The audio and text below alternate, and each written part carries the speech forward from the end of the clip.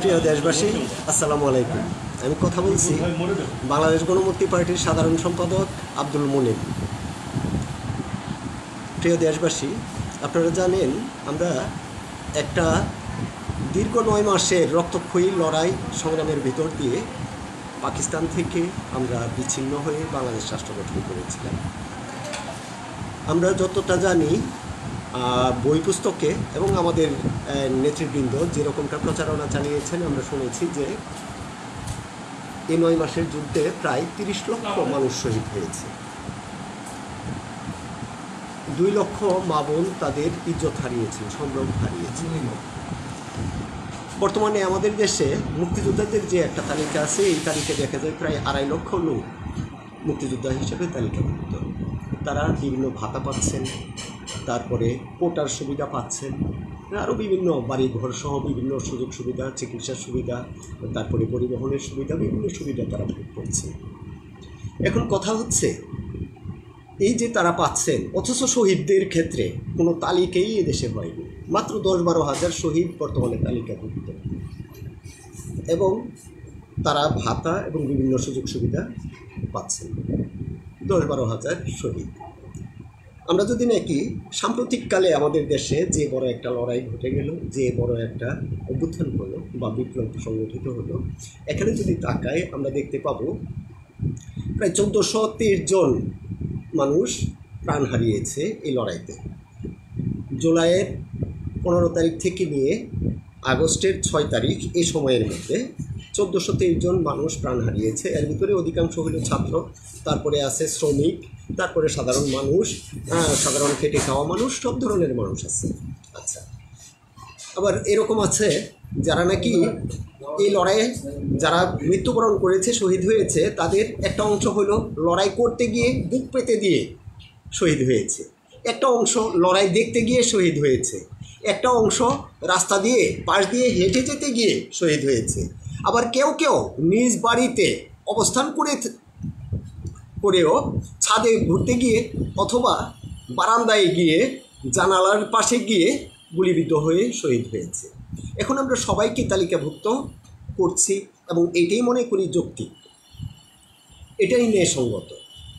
একইভাবে 71-এ যে যুদ্ধ হয়েছিল, 71-এ এখন আরও একটা কথা বলতে হয়, বর্তমানে যারা নাকি শহীদ হয়েছে তাদের তালিকা হচ্ছে, পাশাপাশি যারা আহত হয়েছে বিভিন্নভাবে গুলিবিদ্ধ হয়ে অথবা লাঠির পিটুনিতে অথবা পুলিশের পিটুনিতে, যে কোনোভাবেই হোক, যারা আহত হয়েছে তাদের চিকিৎসার ব্যবস্থা রাষ্ট্রীয়ভাবে করা হচ্ছে, এরকম একটা ঘোষণা এসেছে, যদিও পুরোপুরি কার্যকর হয়নি। আবার পাশাপাশি তাদের তালিকাও হচ্ছে, তাদের বিভিন্ন সুযোগ সুবিধা দেওয়ার ব্যবস্থা হচ্ছে।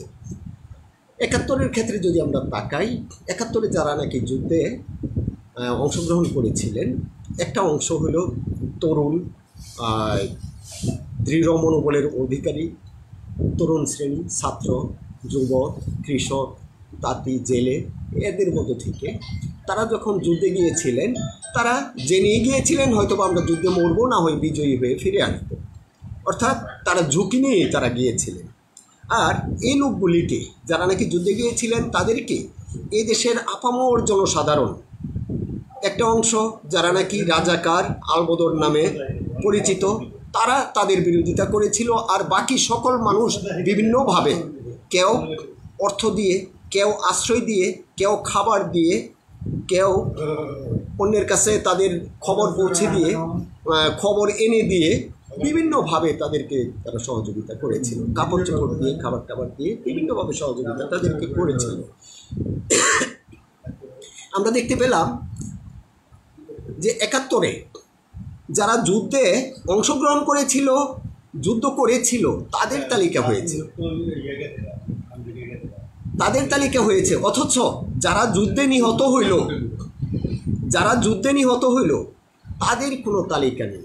আমি যে এলাকার মানুষ, আমার নরসিংদী জেলার বেলাবো উপজেলায় আমার বাড়ি, সেখানে আমার গ্রামের পাশে ইব্রাহিমপুর নামে একটা গ্রাম আছে, এরপর একটা ব্রহ্মপুত্র নদীর তীরে হালগড়া নামে একটা ঘাট আছে, ওপারে হইল পানোয়ার চর আর এপারে হইল হালগড়া।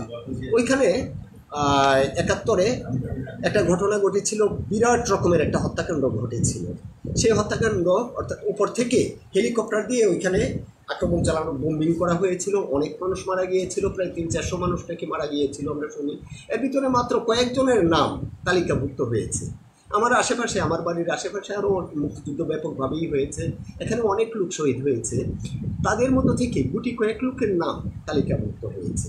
একইভাবে সারা দেশে আমরা শুনতে পাই, আমরা বই পুস্তকে যা দেখি, আমরা জানতে পারি যে প্রায় 30 লক্ষ লোক নাকি শহীদ হয়েছে, সেখান থেকে মাত্র 10-12 হাজার লোক তালিকাভুক্ত হইল। এটা এই শহীদদের প্রতি চরম অবমাননা, চরম অবিচার। যদি নাকি তালিকাভুক্ত হতে হয়, এবার যা হলো এই 24 সালের যে আন্দোলন, এই আন্দোলনে আমরা তালিকাভুক্ত কাদেরকে করছি? তালিকাভুক্ত করছি যারা শহীদ হয়েছে, যারা আহত হয়েছে তাদেরকে।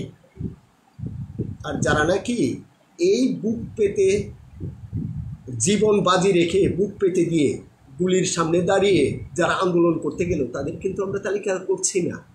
একইভাবে 71-এ যারা নাকি যুদ্ধ করতে গিয়েছিল, যুদ্ধ করেছিল, তাদের শুধু তালিকা করলাম। সেখানে কিন্তু যারা মরল, হত্যাকাণ্ডের শিকার হলো, যারা শহীদ হলো, তাদের তালিকাটাই আমরা করলাম না, তাদের স্বীকৃতিটাই আমরা দিলাম না।